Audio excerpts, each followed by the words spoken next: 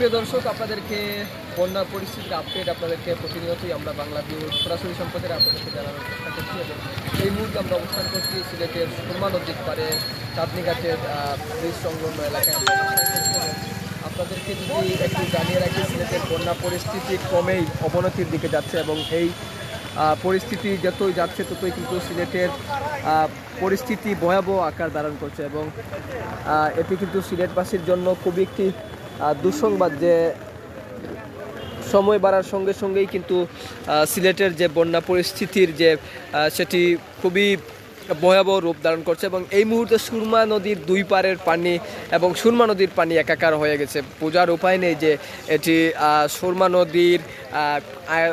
নদীর কতটুকু সীমানা নিয়ে আছে, বোঝার উপায় নেই। এবং এটি কিন্তু খুবই ভয়াবহ অবস্থা ধারণ করেছে এবং মানুষজন দিক বিদিক ছুটাছুটি করছে। এবং যদি আপনাদেরকে আবহাওয়া অফিসের তথ্য জানিয়ে রাখি, যে আবহাওয়া অফিস বলছে যে সিলেটে আরও কয়েকদিন টানা বৃষ্টিপাত অব্যাহত থাকবে এবং টানা বৃষ্টিপাত অব্যাহত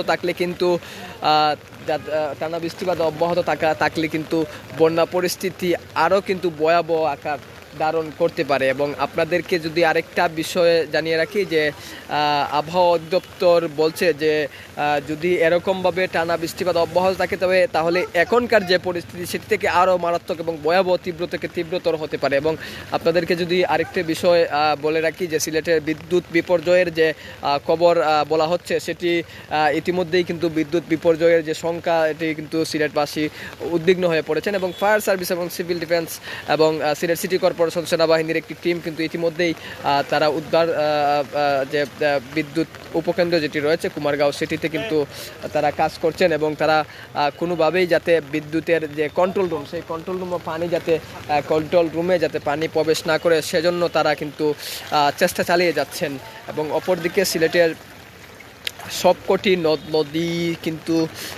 নদীর পানি কিন্তু বিপদসীমার উপরে প্রবাহিত হচ্ছে এবং বিপদসীমার উপরে প্রবাহিত হয়েই কিন্তু সুরমা নদীর পানি কিন্তু সব দিকেই কিন্তু বিপদসীমার উপরে প্রবাহিত হয়ে এখন নগরের যে সেটি পানি উপচে কিন্তু শহরেই প্রবেশ করছে। এবং শহরে প্রবেশ করার কারণে কিন্তু শহরের যে নতুন নতুন এলাকা রয়েছে সেই এলাকাগুলো কিন্তু প্লাবিত হচ্ছে। এতে করে কিন্তু আতঙ্ক কিন্তু আরও বেশ বেড়েই চলছে মানুষের মধ্যে। এবং তারা যেটি বলছেন যে এরকম যদি আরও বাড়তে থাকে তাহলে সিলেটের বন্যা পরিস্থিতি আরও ভয়াবহ রূপ ধারণ করতে পারে। আমরা এই মুহূর্তে আপনাদেরকে সরাসরি দেখানোর চেষ্টা করছি সিলেটের কিং ব্রিজ সংলগ্ন চাঁদনীঘাট ব্রিজ সংলগ্ন এলাকায় আমরা আপনাদেরকে সরাসরি নিয়ে এসেছি এবং আপনাদেরকে দেখানোর চেষ্টা করছি যে এই মুহূর্তে দেখানোর চেষ্টা করছি যে বন্যার পানি উপচে পড়ছে এবং যত সময় যাচ্ছে ততই কিন্তু বন্যার পরিস্থিতি ক্রমেই অবনতি হচ্ছে। মানুষজন দিক বিদিক ছুটাছুটি করছে, নিরাপদ আশ্রয়ে যাচ্ছেন, আশ্রয়কেন্দ্র খোলা হয়েছে,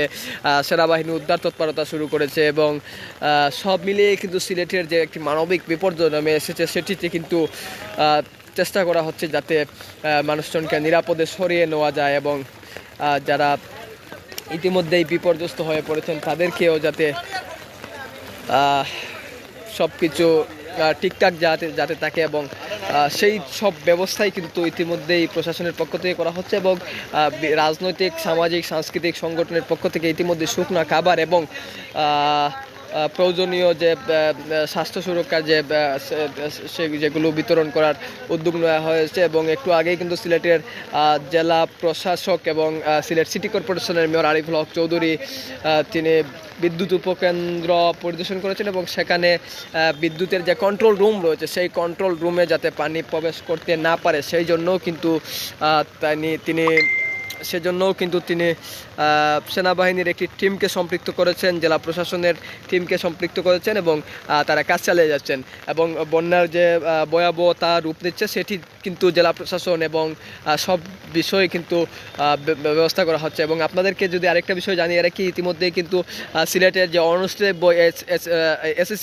এসএসসি পরীক্ষা যেটি অনুষ্ঠিত হবার কথা ছিল আগামীকালকেই, সেটি কিন্তু সিলেটের বন্যা পরিস্থিতির কারণে সারা দেশেই কিন্তু স্থগিত ঘোষণা করা হয়েছে। এবং এবং স্থগিত ঘোষণা করায় কিন্তু শিক্ষার্থীরা যে শঙ্কায় ছিলেন, গতকাল রাত থেকেই শঙ্কায় ছিলেন, সেটি কিন্তু অনেকটাই কিন্তু কেটে গেল। এবং সিলেটের যে আরেকটি বিষয়, সিলেটের অনেক মানুষ এখনও পর্যন্ত নিরাপদে নিরাপদে আসতে পারছেন না নৌকার অভাবে, তাদেরও কিন্তু সেনাবাহিনীর উদ্ধারকারী তৎপরতা চালাচ্ছেন, সেনাবাহিনীর টিম মাঠে নেমেছে। সব মিলিয়ে সিলেটের বন্যা পরিস্থিতি কিন্তু খুবই ভয়াবহ আকার ধারণ করছে। যতই সময় যাচ্ছে ততই কিন্তু পানি বাড়ছে এবং নতুন নতুন এলাকা প্লাবিত হচ্ছে। নিম্নাঞ্চল প্লাবিত হওয়ার পর কিন্তু উঁচু এলাকাগুলো যেগুলো রয়েছে সেগুলো কিন্তু প্লাবিত হচ্ছে। তো সব মিলিয়ে সিলেটের বন্যা পরিস্থিতির অবনতি হচ্ছে। মানুষজন খুব একটা ভালো নেই। যার যার অবস্থান থেকে বিত্তশালী এবং সামাজিক, সাংস্কৃতিক, রাজনৈতিক এবং সরকারের পক্ষ থেকে সবাইকে এগিয়ে আসার আহ্বান জানানো হচ্ছে এবং সংবাদকর্মীরাও তারা চেষ্টা করছেন সঠিক চিত্র তুলে ধরার জন্য। আমরা আপনাদেরকে সিলেটের বন্যা পরিস্থিতির সব তথ্যই আমরা প্রতি মুহূর্তেই বাংলাভিউর সরাসরি সম্প্রচার করছে। আপনারা নিশ্চয়ই ভালো থাকুন, নিরাপদে থাকুন, বাংলাভিউর সাথে থাকুন।